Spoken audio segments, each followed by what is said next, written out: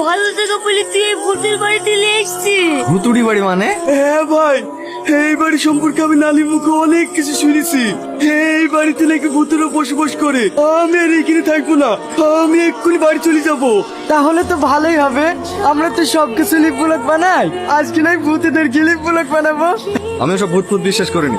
আমি আগে আগে যাচ্ছি, তোর আমার পিছন পিছন নাই। ইয়াসিন কিন্তু ভূতেরা ঠিকই বলেছে, আমার কিন্তু সেখানে কেমন কেমন লাগছে। শালা, আমি ভাবতাম তুই সাহসী, এখন যে দেখছি তুইও আছিস মতন ভীতু।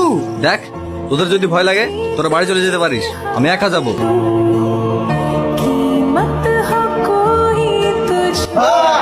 তোরা ওই ঘরে যাস না, তোদেরকে শেষ করে দেবে।